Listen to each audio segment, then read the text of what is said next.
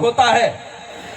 जोधपुर का पत्थर लगावा, करोड़ों करोड़ों रुपए लगे हुए, और आखिरकार देखते हैं कि लोग भी हजारों इकट्ठे होते हैं, लेकिन आरती याद नहीं होती है। उस मंदिर का क्या करोगे? क्या संस्कृति को बचाने में सफल हो जाओगे? आज एक दुर्भाग्य की बात और निवेदन करें हम, जब कभी भी मंदिर बनता है तो लोग कहते हैं कि इस पर ईंटा कौन चढ़ाएगा, प्रतिष्ठा कौन करेगा।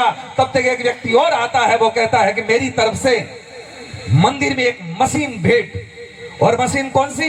नगाड़े वाली।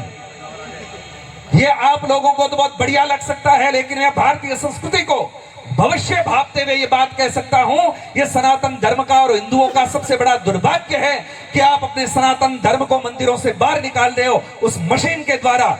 मशीन जाती है, बस एक खटका गिराया और धड़ाधड़ धड़ाधड़ धड़ाधड़ शुरू हो जाता है।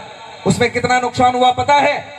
झालर बजाने वाला चला गया, नगाड़ा बजाने वाला चला गया, घंटी बजाने वाला चला गया।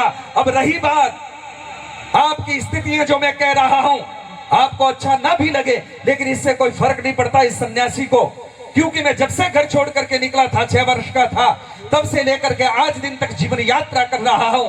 इसमें बिल्कुल बेझिझक कह रहा हूं, और जिसको चुभती है तब भी चुभे। कई बार लोग कहते हैं कि महाराज जी आप ऐसी बात क्यों कह रहे हो, किसी को चुभ जाएगी।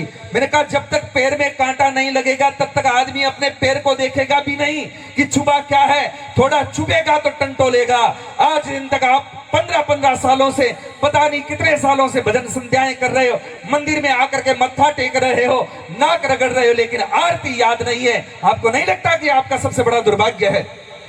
क्या है आपकी भक्ति? आप कैसे प्रमाणित करोगे कि आप भक्त हैं बाएं बांके? आपको जब कोई मंत्र याद नहीं, जब आपको आरती याद नहीं, आपको प्रणाम करना आपको याद नहीं है। आज कोई प्रणाम करता है तो कैसे करता? यूं करता है। इसका मतलब क्या होता है? क्या करोगे आप? कुछ चीजें साधु संतों की सन्निधि में बैठ करके सीख लो, काम आएगी। लेकिन आजकल गुरुओं की भी कोई कमी नहीं है, बड़े बड़े होते हैं, उनको माइक से जो कुछ कहना सो कहना, लेकिन संस्कार देने में वो भी असमर्थ रह रहे हैं। भीड़ जुटाना सरल है, लेकिन संस्कारी 5 लोग तैयार कर देना बहुत बड़ी बात है। महाभारत के युद्ध को देखेंगे तो एक तरफ 3 करोड़ लोग थे और एक तरफ भगवान कृष्ण मात्र 5 बच्चों को लेकर के खड़े हुए थे, और उस पूरे महाभारत के युद्ध के निर्णय को बदल करके रख दिया। ये संस्कारों की बात होती है, सनातन की बात होती है, परंपराओं की बात होती है।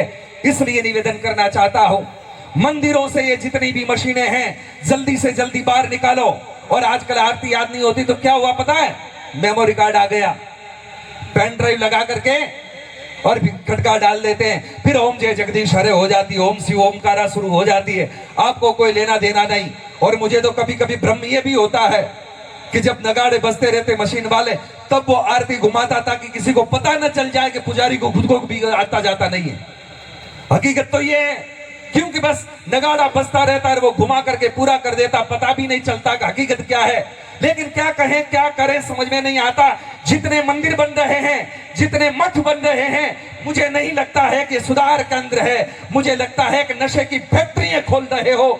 जितने भी भारतवर्ष में कहीं पर भी जाकर के देखता हूं, बड़े बड़े मंदिर होते हैं, वहां पर हर आदमी वहां बैठा क्या करता है? या तो हथेली चाटेगा या फिर गोचे चूसेगा। इससे ज्यादा हमने कुछ नहीं देखा है। ये दुर्भाग्य है सनातन धर्म का। इसलिए ये बातें आंखों से देखी हुई कह रहा हूं।